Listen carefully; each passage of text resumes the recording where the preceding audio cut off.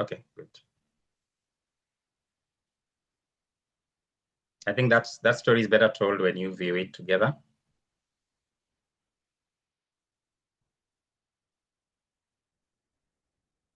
Go to my story. Good, let's begin from there. So you can make it in slide share mode.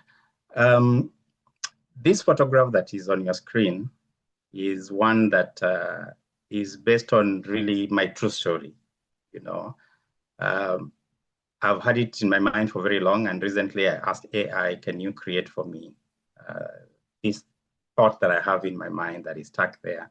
As a young boy, I grew up in a remote county in Kenya, West Pokot, and it's generally a dry region. And like I didn't have shoes there, that is true. The first shoe I wore was in my 8th grade. Actually, I was going to the equivalent of the 9th grade here.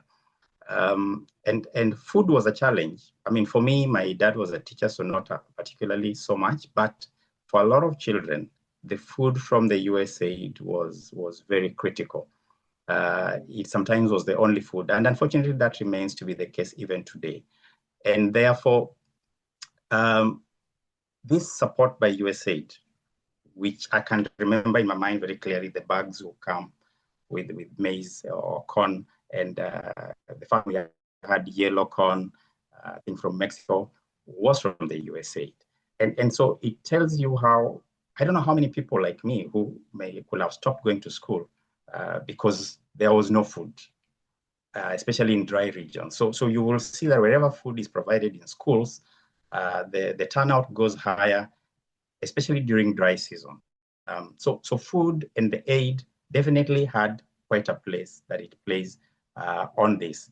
And without that, perhaps people like me will not be here today trying to create institutions and structures that support many more people, including our school feeding programs and nutrition programs that we are trying to do as an organization.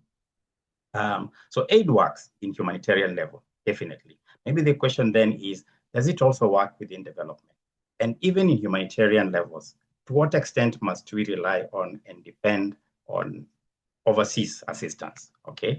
And that is the conversation that we are having within localization. So, about 10 years ago, there was a meeting in Istanbul that discussed this and said, even in aid, in humanitarian situation, we want to see that local organizations are the priority groups in designing the intervention and managing it, because then there's sustainability. Why would you move food all the way from Mexico to Kenya? Why don't you invest in local economies to be able to empower production systems so that they are more sustainable beyond the emergency season? So those are the questions that then are critical. But does aid make a difference? I think I'm a testimony of that, and I'm sure there are many people who will tell you their stories. If that food was not there, if the milk that was being distributed in school was not there, they would have dropped out. Okay, next slide.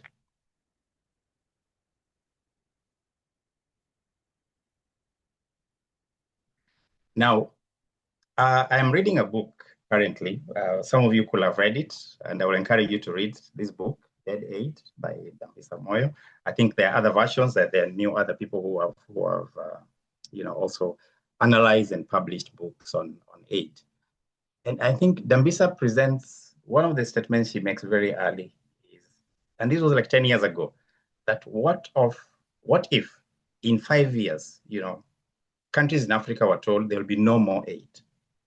What will happen? I would really love to have a conversation with her, because this didn't take 5 years in the case of USAID for such an abrupt thing, okay? And but some of the data she presents even then, which I'm sure is a bit larger than now, is that over the 60 years, Africa received $1 trillion US dollars in aid, but there was very little progress, okay? And some of the issues that she brings out is the fact that aid entrenches corruption. That many times, because the hospital is running, the HIV programs are running, because there's money from the USAID, then the obligation within the government systems to use the tax for that purpose is many times negated. And instead, it is used for others. other very individual and personalized benefits. And so you see that therefore dependency is created. One good example they also provide is if you go and ship mosquito nets to a community, can you imagine the local producer who was supposed to be doing that, the tailor who will have been making that, they go out of business. For how long? For the 5-year period when the grant is available. So these are things that therefore have led into poor governance, and aid has therefore been shown in many ways not to be good.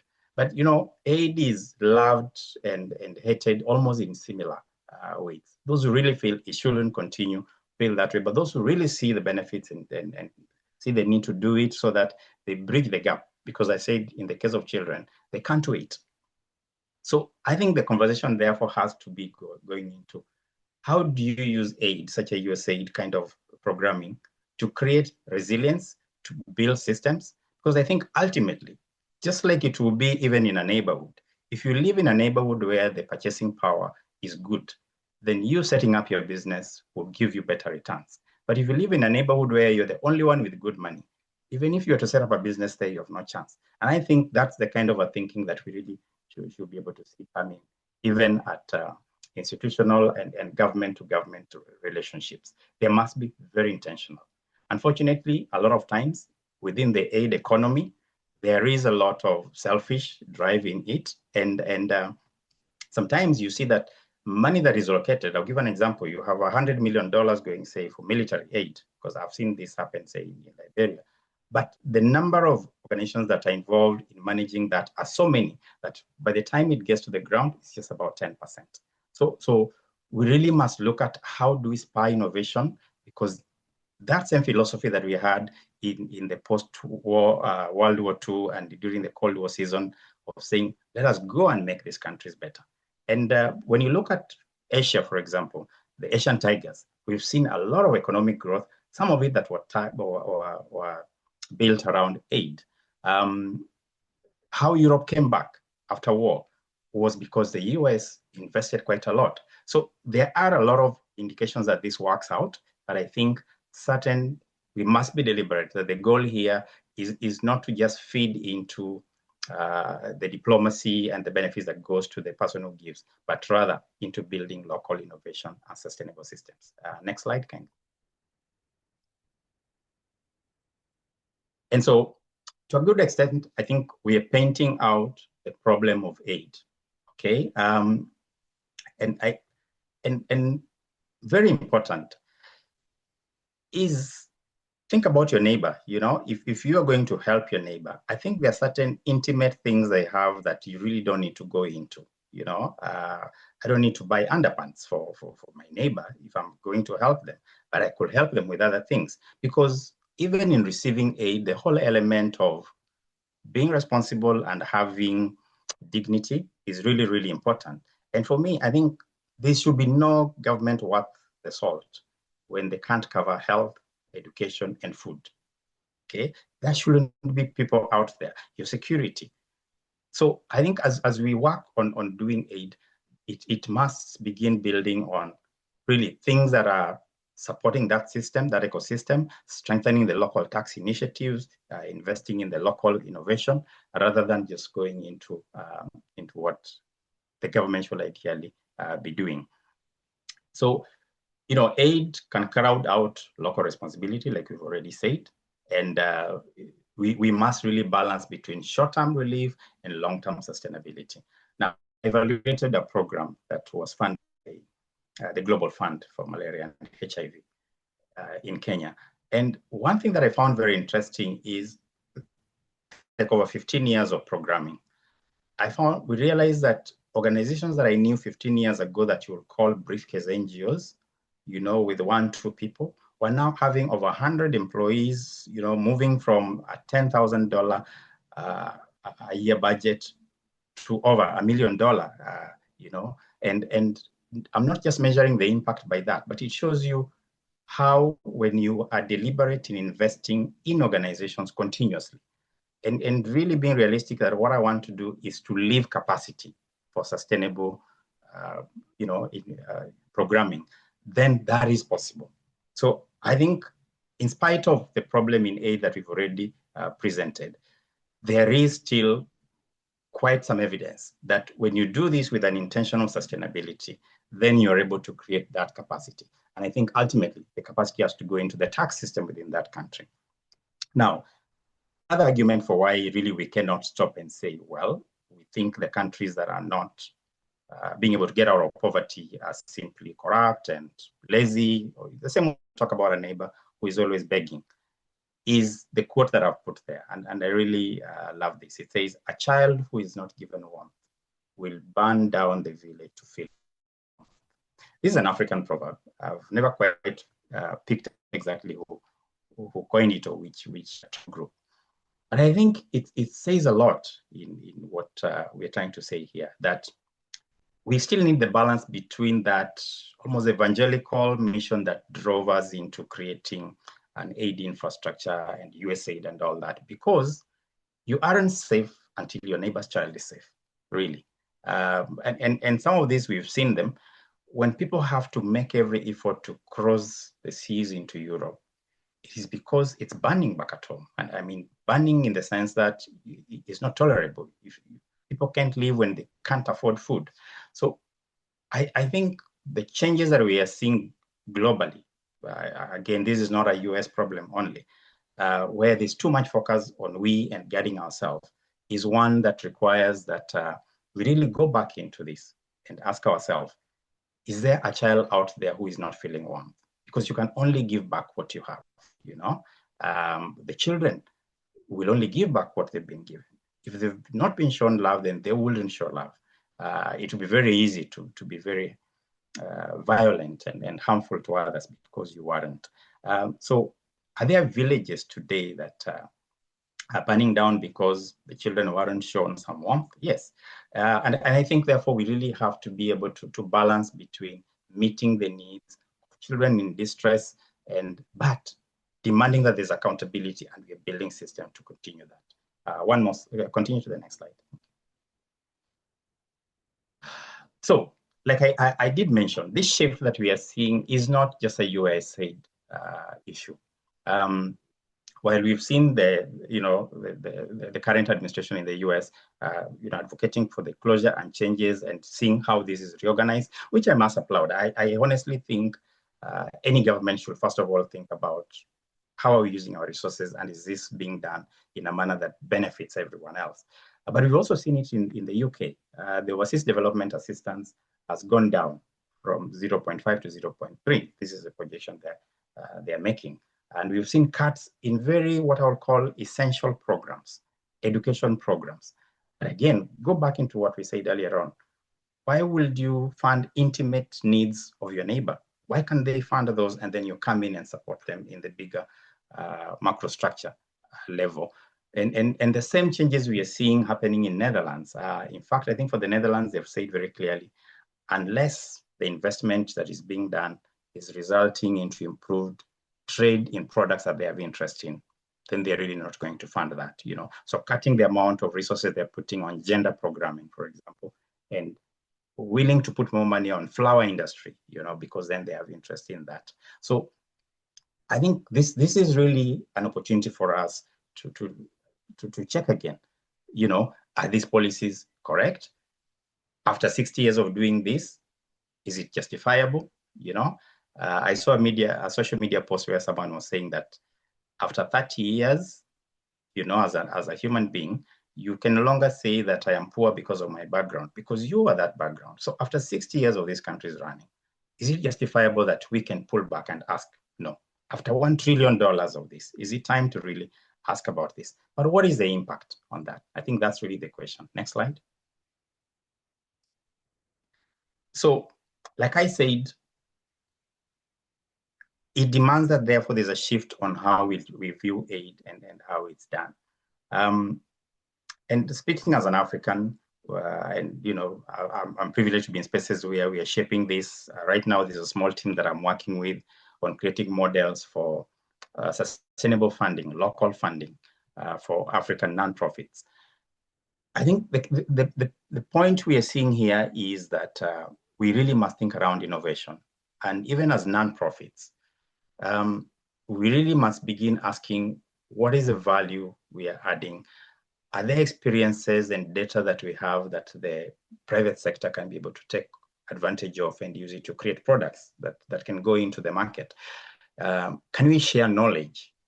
Are there things that are happening to people in the diaspora, like here in the US, that they could benefit from learning from the other countries? And I'll give an example. So one of our programming areas of interest as the African Institute for Children's Studies here in the US is focusing on mental health and substance use prevention. And some of these things has been shown to, showing the weakness because there isn't a good link between the diaspora population and those, their roots back at home. And so how do we bridge that? How do we create a platform where young people in the US and young people in Africa, young people in Europe can collaborate and create together solutions around child well-being? Some of it that can actually be products that can be sold into the market. Because by doing that, what we'll be doing is building tolerance so that we don't create scenarios where countries almost feel like, you have to completely cut off other people because your safety, your survival is based on self-preservation. And so I think that's the one place where we really want to see. We've talked about localization, promoting localization, and not just from saying 25% of any money that we have, we'll give it to local organizations. But from where we're saying we're going to be deliberate on giving power to local people, giving young people that power to be able to be creators of solutions and to give them resources too, to be able to do that. And we know as a development studies student, I appreciate the global system and how that impacts on a lot of things that we are doing. So we really must interrogate that global system and ask ourselves, are we giving real opportunities for development of the local innovations and local systems? Again, as an African, what I really want in all this is that I want dignity. I've been in scenarios where, I remember this case, I sit in a committee on access to justice for children.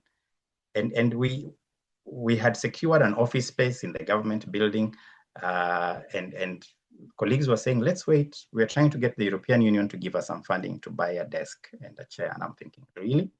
I said, I can do that, really. And so I think there's a lot of dignity in people being supported to give. Part of the problem that we've noticed in that is, like in the case of Kenya, sometimes you want to give. I've run a social enterprise of the African Institute, it's a consulting firm, and you want to give money to the nonprofit side, out of the profits that you've made. But then the tax system is not encouraging. I'm actually being asked to pay a value-added tax for that. Or you want to ship, you just move products here and there to help a community that is lacking. And the tax system is not allowing that to happen. So I think these are the kind of conversations that we need to be able to have. How do we promote giving towards good? Okay, next slide. I want to give time for people to ask questions, maybe the last 20 minutes or so. And I think so, therefore, this is where the role of the government comes in, very handy. That, in answering the question, what should governments do? What should local institutions do? What should the young people do? I think there should be tax justice, okay? That goes into, first of all, ensuring that whatever the level of economy that one is, that tax is properly used and invested in things that spur development and create development. Is investing in children a profitable venture? I've been in spaces where we are being asked, child protection, really? Why is that important? I've seen organizations that are one of the donors, I will not mention them. They have over $800 million allocated towards climate change programs, but they have $33 million allocated towards child protection. But think about it. What is the cost of not responding to a child who is in need of care and protection? God forbid, but the truth is vulnerability to recruitment to things such as terrorism grows when young people are exposed to this kind of, lack of a support system that is supposed to help them out. So I think we really want to see that. I've already given the example where we need to see that local governments, people can give. Sometimes we ask the questions, are Africans giving? The truth is, there's a lot of giving. Rarely do I have a month when I've not given 30, 50, $60 towards 2, 3, 4 needs, sometimes not even my relatives. And maybe then what we need to structure, just like we've done here, there's a 501c, and you can have your tax claim, which we do have as African Institute. I think those kind of structures we want to see and encourage them globally, so that then instead of the government using much of its money for social protection programs, it allows us to have more targeted giving. I'll give another example that we did in Kenya. I was part of crafting the Children's Act. 2022 is a new law, that took over from another one. And we created the Child Welfare Fund. And the idea behind the team that was pushing for that is we need to have a kitty where government puts in some funds, the private sector gives in some funds, but that money then goes into the local community so that they can be able to support the needs of children. So that to me is critical areas that we want to see, so that, like Michael says, Michael Kiragu, I've mentioned him a number of times here, that let us not give to problems only. Let's fund solutions, the ideas that are there, okay? We need to stop outsourcing sovereignty, okay, in terms of donors, so that we really look internally. Negotiate fair trade, because, and we want to trade. We really just don't want to be there as a recipient of aid. Next.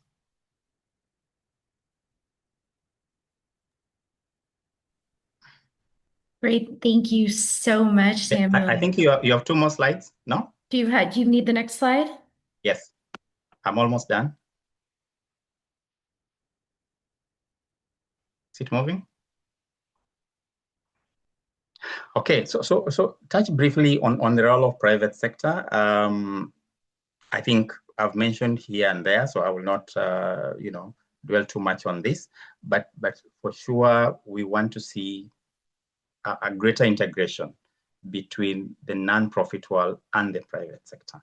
Okay, so that is really, really important, and I think the opportunity exists. Some of us have data and access to communities that will inform products development, and therefore we really want to see more connection between that. Next slide.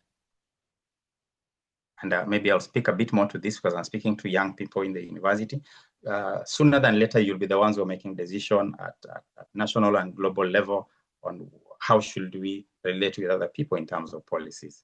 And therefore, I think we really must begin having conversations across the globe. Don't sit in a corner. There are a lot more opportunities. It's a global village for sure now. Things that happen in Kenya will get to the US very quickly in a very few minutes. So we need to see that there's greater conversation among young people, that there's a greater demand for dignity and local ownership. Okay, innovation hubs, really, I want to invite you into that, and as African Institute, we're keen on creating and facilitating that, and really moving from aid to agency, where young people are not sitting and waiting to receive, but rather they're creating solutions and really being supported. I think there's one or so, last slide, maybe 2.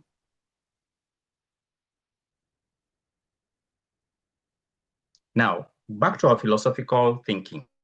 What therefore should drive our new era of aid? I think the Ubuntu philosophy is one perfect one, okay? The one that says, I am because you are, okay?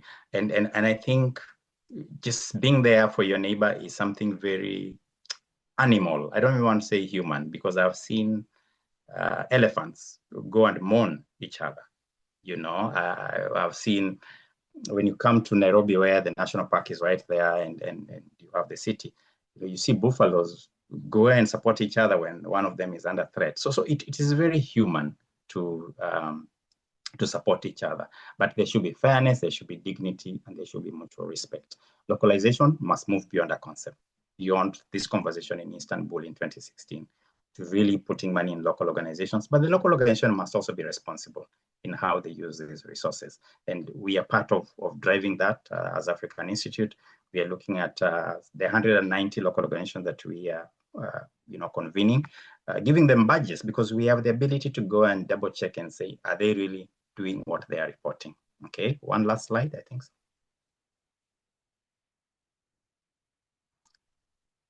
Just go back to the other one. The one, no, the one with the girls. Next. Oh, that one. So, like I said, I'm really here to fundraise, and I'm inviting you to support this cause.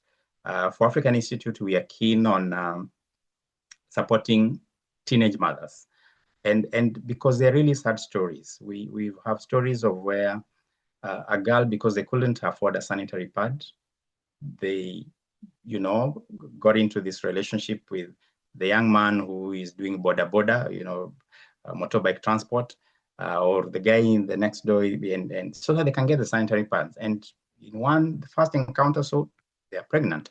And unfortunately, they come from very poor families, some of whom it sounds like a death sentence, quite literally, because the parents will be saying, between supporting you and investing in the boys, which is better now that you're even pregnant? So we want to impact on at least 10,000 girls in 4 countries, Kenya, Zimbabwe, Uganda, and Ghana, in project sites where we also want to work as demonstration sites to just show how this change can happen. So we'll be empowering these girls with information to prevent pregnancy, but we're also working with 1,000 of them every year to really give them a, once again, support them with their young children of 0 to 5 years to access better nutrition programs. And I'm really inviting you towards this. And you also want to learn from each other. So if you're doing a similar work, we are very keen on seeing how you're doing programs, safe use of internet, and keeping children in school. I think my last one slide is there.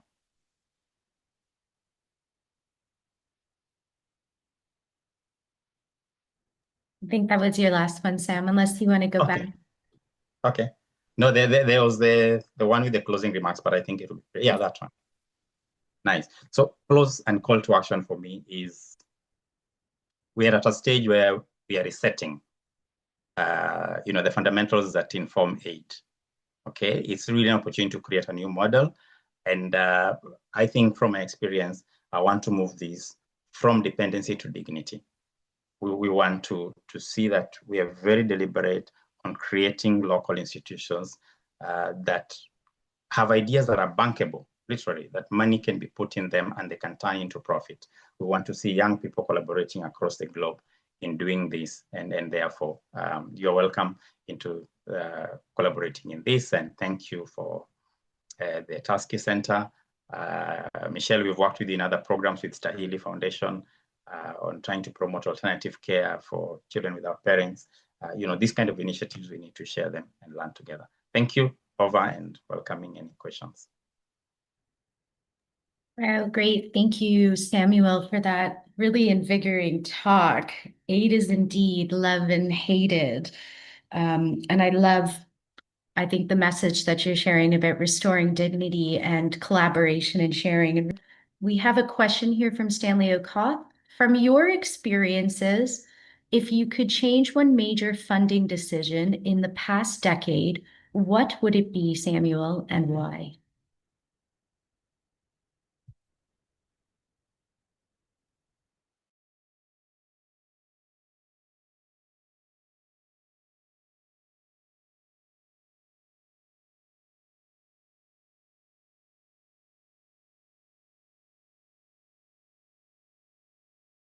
Give me one sec here. For some reason, it's not letting me unmute you. We've muted our guest speaker. Look at that. There you go. Can you get that? Yeah, good. Now Maybe. I can. Thank you. That's a good question and a tough one. I think if I got it right, that thinking about some funding situations, what will I do differently? Looking 10 years back. So I'll go back to the experience that I had in evaluating this program on HIV programming, and I think while kudos and really thanks to the US government that a lot of people in my country will not have access ARVs and all that without that kind of a funding. But just as recent as was it March when now we were clear that USAID is being reorganized, I saw the struggle within the government in trying to allocate about was it $400,000 or something towards that program, and there was really like no budget line, and you're thinking, you mean all these years you didn't have that? So while every program cycle keeps thinking about how do we hand over a sustainable thing, I think it's never been the intent. And Dambisa Moyo says that it is because some groups like IMF and others, actually it's an industry that relies on aid being given. So I think we really must be deliberate on such, and whenever any program begins, it must first of all emphasize on creating tax systems that are sustainable, that can fund this thing on its own, and build on local system, build demands for accountability. Community should be the priority rather than just offering products and services. Thank you. Thank you very much. Does anybody else have any other questions? Oh, I see lots of hands up here. I will over to you, Tony. I've asked you to unmute. Thank you so much, Michelle, and thank you, Samuel, for especially the wide net overview on aid over the ages. My question is, now that the youth are coming into a space where in the near future they're going to be the ones driving aid, making decisions, we have seen, especially in the chain, that we have two sides. We have the person giving out aid, which, say, for example, was US through USAID, and we have the countries that are receiving this aid. And so what is the opportunity that we have now in terms of lessons, and what can we as youth carry into that conversation? And especially from the side where we are having countries receiving the aid, and like just as you're saying, like in Kenya, we didn't have a budget line, for ARVs, and that actually is a gap. And so what can we do, say, for example, in Kenya? What are some of the things that the government needs to start doing? What are some of the innovations that we need to put into place so that then if aid is being given, because aid in its sense is not a bad thing, it has shown that it can grow. In Europe, it allowed them to recover from the war. And so what then can we take? What lessons can we take from that and spill over into such a situation that we have in Kenya? Good, and I'm glad you've mentioned the example of Europe, and to an extent, the Asian tigers have also been cited. That what has become clear is that aid does not become effective just because you're clear on the problem and you're putting in money. Rather, it requires that there's a greater macro system that must be interrogated. There are things such as how accessible is the justice system in a country, and how fast does it make decisions, so that if investors are coming in, then they want to know that the investment is protected. Because ultimately, if we are going to create wealth that then can be distributed in the private sector, the private sector must be inspired. I've given the example again that even where I want to give from my other profits, it's punitive. I'm being asked to pay taxes as I give. So I think the other things that go with making a country functional, making the system create wealth and create jobs, are really perhaps even a more critical thing to look at as we are doing this. But at the global level, we also must allow these things to happen. I know there are conversations now on how do we allow transfer of resources easily. What is the amount of interest that is being charged to some developing countries compared to developed countries when they're accessing loans, say, from the World Bank or IMF? Is that fairness? So those are the conversations that I think also need to be looked at. Thank you, Samuel. I saw some other hands up. Matthew had a question. Over, Matthew.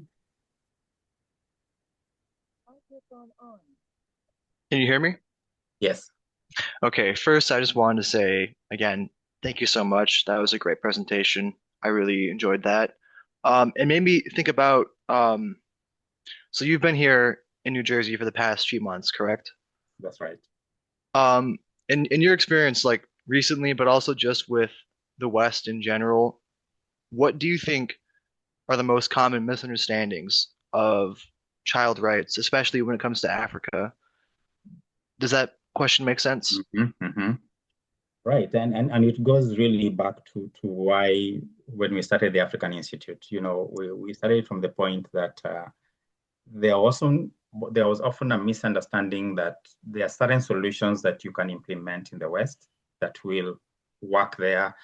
Not really think about the cultural sensitivity. I'll give you a quick example. I know in my country we are working towards creating foster parents as a program. And yes, it has a place, and I definitely advocating for it. But things such as kinship care have been seen to work pretty well. That I am taking care of 3, 4 other children from a cousin, from an auntie, and without any motivation, without having to be asked. So attempts to structure the way governance system operates here exactly and shift it to the other side, I think often is a problem. So the cultural sensitivity, in my opinion, is a gap that we need to appreciate. And the other one is what I know, Michelle, what do we call this? Let me give the example of volunteerism. Sometimes we turn that poverty into an opportunity to go and visit and look good and do cameras and really not think around, are we really creating sustainable systems that can survive beyond the 1-2 visits? So, and maybe last one, it's almost like people are not giving on the other side. Think about the remittances, for example. They're quite a good opportunity in that. So I think there are a lot more things that are going on that needs to be invested in that are not being done, and that could be the gap. Thank you, Sam. Any other questions, colleagues? Maybe I'll ask you a question, Samuel. So what do you see the role of, in terms of, let's say, foreign NGOs, who obviously many of them we know 501c3s in the United States, investing in Kenya? What do you see their role in localization, and how do we drive that process? And what can we do on our side to support this call to action? Right, very, very good question. So I think number one is to appreciate that people in need will always be there. So I think there's no time when we say we'll be rich enough or we'll develop enough, whatever part of this world, that you will not need that. So with that understanding is, again, going back to the Ubuntu thing, I am because you are. You can't sit back and say, well, that is their own problem. So what becomes the role of the international organization versus the local? Back to the example I gave of the Global Fund and the organization that I've seen, I think what we want to see is, I see the role of the nonprofits almost in a pyramid, that at the top, there's going to be fewer with certain expertise, certain high capacities, but we need to see how we gradually keep growing more of them up. The more, move from the base towards, and I think that's the role of the internationals, sharing knowledge. Of course, it is true that, there are more people in the US with more disposable income than they are in those countries. And so as we bridge that, we need to look at how do we share knowledge, how do we, invest in resources gradually so that by the time you're done with that, you can move into another issue and build capacity. Thank you. Thanks, Samuel. Others? Please feel free to put your hand up or write a question in the chat. Yes, Matthew, over to you. I kind of wanted to follow up with your idea for sustainable development rather than just aid by itself. And you mentioned earlier in your presentation that to you, a kind of sustainable idea would be for introducing the ability to create products that would fit into the marketplace, correct? Yes. So do you think that's really the only, I guess, premier idea for like aid is like engaging with the marketplace, or do you see an alternative to that for kind of a long-term sustainable development, if that makes sense? Sorry. No, and very good question. So it is not the only, for sure. There are many ways in which you drive sustainability, and if you look at a program intervention, I know there's a whole conversation now on whether we should separate emergency phase versus development phase. But it is true that there are certain seasons when you really have to do everything to be able to respond. And at that season, whenever there's an emergency like COVID or there are hurricanes or something has happened, you really can't tell people that you guys must have something that I can invest in and get back. And it goes into the question, do nonprofits demonstrate profitability by having products that turn into money? No. And that's what I was saying. Am I not a profit that I received food from USAID and I'm able to come in here and invest in programs that support people here in the US?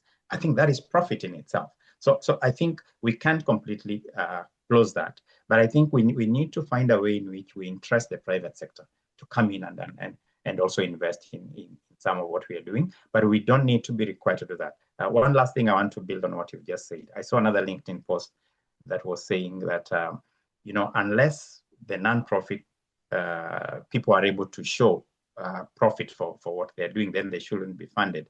Or we need to create all these social enterprise like the one I'm doing to generate money. And I'm thinking, it's not fair because I'm doing for public good. I'm doing public service. And I think it is therefore appropriate that governments can allocate resources to nonprofits. Because sometimes we also serve communities in a more efficient way than the government would. Thank you. Thanks so much. Any other questions? Feel free to raise your hand, put the questions in the chat.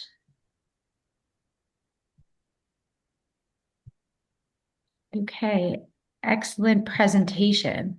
What is AICS's vision and plan for sustainability?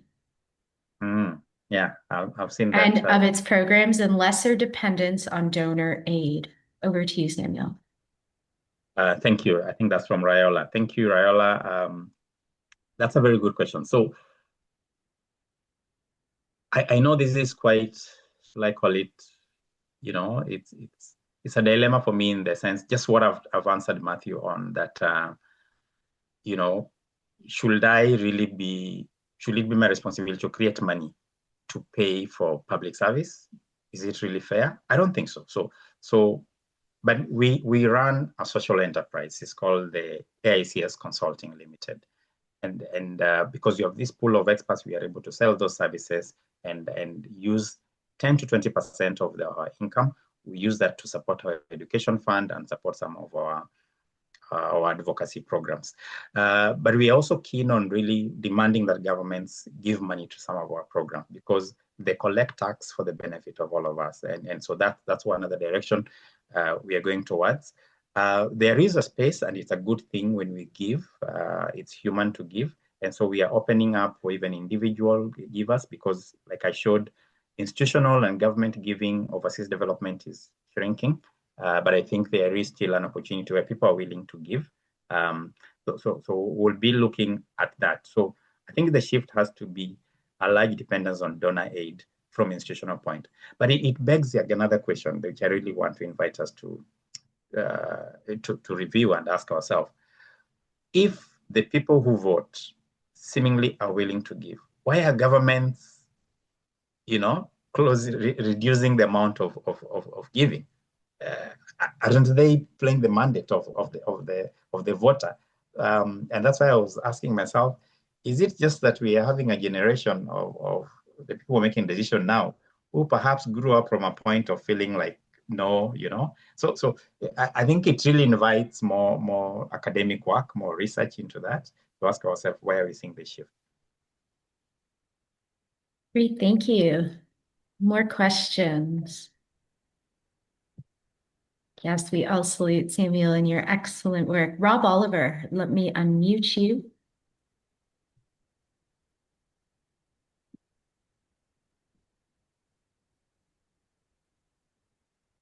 Can you hear me? Yes. Hello, everyone. Thank you, Sam. Great presentation. Really good. Thank you. Really enjoyed it. Can I ask you a question about non-financial forms of capacity building, as you called it? I was reading this morning about a scheme whereby British tax officers, can you imagine? British tax officers go to Ghana and train local tax officers in the government to improve the tax collection system and so on. What do you feel about non-financial forms of aid, like sharing of knowledge or expertise or training or capacity building? Do you see that working, and what are the potential challenges or problems with that? What do you think of it? Good question, Robin. Good to see you. Thank you for joining. I think, yes, there's a place, like I already shared earlier on, whether it's governments or other nonprofits, there's a space for sharing capacity, for sharing knowledge on what works. Perhaps we really have to undo some things that were done very wrongly. I'll give you the example in Kenya. The same season when, the evangelical-driven US giving, through groups that meant well, like World Vision. Let me give that because it stands out even in our history. The civil society world and the nonprofit, which sometimes is very hazy differentiating those, was very limited in its description to bringing in something, money, whatever it is that we can. And therefore, the expectations that have been drawn over time is that whenever there is aid coming, then it's not about the training. And sometimes the trainings just are seen more as a point to burn money, unfortunately, to spend money and do the burn rate to increase. So what I'm speaking to here is that we must shift from looking at the work of nonprofit and civil society as this feel-good thing that we are doing, to being a space where we are actually responding to a certain population that are best served by these groups. And therefore, it becomes a responsibility rather than a needs-based thing. It stops being a feel-good thing where, well, we went to Ghana and we trained people, and so what? Was that even the necessary thing? Who decides that their training is a priority thing at that point? Are there tax systems? And Ghana is a very good example, where you will realize that the instruments for development, things like land as an input into development, is controlled by chiefs. So if you go to Ghana and train just the government official, and you don't work with the chief and that traditional system who manage and own, the input into development, then you really didn't make any difference. So I think, to me, those are the things that we really must ask ourselves, that is being done correctly. Back to the cultural sensitivity in what we are doing. Thank you. And that's very interesting. Thank you, Samuel. Others, questions? I think maybe I'll ask one question, if I may. Thinking about the cultural sensitivity, and the Talsky Center has been working a lot to defeat bad practices in aid on the side of 501c3s. What we do see, and we do have to acknowledge, I think, in this conversation as well, the elephant in the room being the 501c3s, which is actually larger. If you look at the Treasury, if you look at the ledger of the US Treasury, it was more than the giving, for example, of USAID. And we know a lot of these organizations, as you say, are run by very well-meaning, well-intentioned individuals who do not have that technical expertise, who do not have the sensitivity. They're volunteering, so traveling to feel good. What would you advise us? As advocacy, of course, at the Talsky Center, we're working to fight this. But what would you say, I guess, from your perspective, what needs to be done on this side? Because there seems to be some responsibility that needs to happen, and also from a taxation policy perspective. Over to you, Samuel. Good point. And as I respond, I'm aware that now I have a 501c here that is supporting work in Africa and here too. I think it sends me into one, like we said, giving is necessary. It will always be here. Jesus said, "The poor will always be with you." So looks like we are not ending that soon. But even when you look at a very structured, for example, social protection programs by governments, when we've pushed an advocacy around increased funding by government around certain social programs, what I've seen as a gap is the other side of following through what that money does often is not there, and being able to report back. How do we use community voices to really say what's working, what's not working? And like we said, a lot of people are very have goodwill. They're trying to do this to really make a difference. So I think having a system where we encourage sharing of data and use of community data for that, but also being very deliberate that we are not just here to deal with the immediate problem that is there, but to create sustainable systems. So eventually I will want to see, like in the case of the Global Fund program I've mentioned, 15 years down the line, if there are only 2 local organizations that are the capacity to manage programs in the scale in which the 501c is doing, we want to see that in another 5 years, there'll be 10 of them. How many community-based organizations have lifted high in terms of their capacities to be able to do that?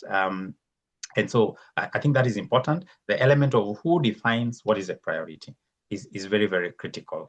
And having that also as evidence or data informed, I think is another important thing, so that then we are all putting resources on where there is priority. Thank you. Thank you.